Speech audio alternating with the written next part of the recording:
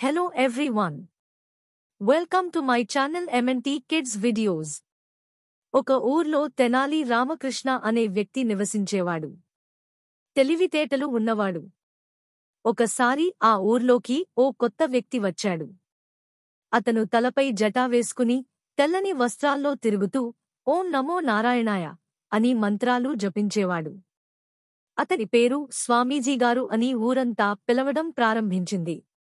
అతను ఎక్కడికి వెళ్ళినా దైవాన్ని నమ్మండి. మీరు నన్ను నమ్మండి.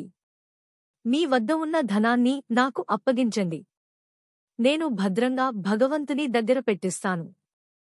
ఊర్లోని అమాయకులు ఆ మాటలు నమ్మి తమ వద్ద ఉన్న తక్కువ నగదు, బంగారం, నాణేలు అన్నీ అతనికి ఇచ్చేవాళ్లు.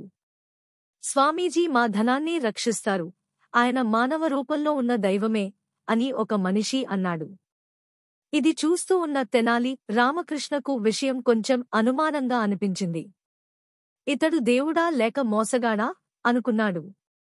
ఆయన దగ్గరకు వెళ్లి బాగా జాగ్రత్తగా ఒక ప్రణాళిక వేశాడు. అతను తన ఇంట్లోంచి కొన్ని పెద్ద నాణేలు తీసుకొచ్చాడు.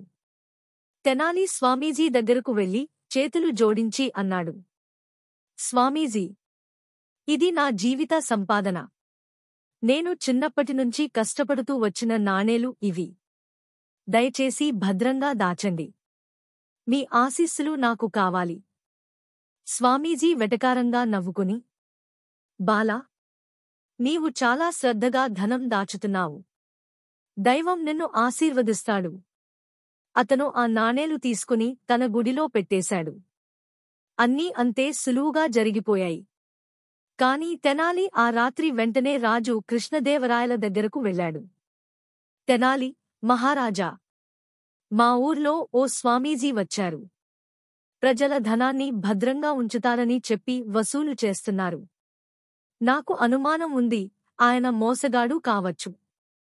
రాజు ఆ మాటలు వినగానే తలుపులన్నీ తెరిపించిపెట్టి, స్వామీజీని మహల్కు పిలవండి అని రాజభటులను ఆదేశించాడు. రాత్రిపూటే స్వామీజీని తీసుకొచ్చారు. రాజు కోపంగా అడిగాడు, ప్రజల వద్ద నుండి ధనం వసూలు చేస్తావా? స్వామీజీ, అయ్యో రాజా, నేను దైవ సేవకుడిని. వాళ్లే నన్ను నమ్మి ఇచ్చారు. రాజు, నీవు తెనాలి రామకృష్ణ ఇచ్చిన నాణేలు వెంటనే చూపించు అని అడిగారు. స్వామీజీ కాస్త తడబడ్డాడు. ఏం నాణేలు నాకు ఎవరు ఇవ్వలేదే అన్నాడు. ఇంతలో తెనాలి నవ్వుతూ అన్నాడు, స్వామీజీగారు, ఇవే నా నాణేలు. మీ ఆశీస్సులు తాకాయి కదా, దయచేసి తిరిగి ఇవ్వండి. అక్కడే రాజు ఆగ్రహంతో గర్జించాడు, నీవు మోసగాడివి. ప్రజల ధనాన్ని దారి మళ్లించేవాడివి.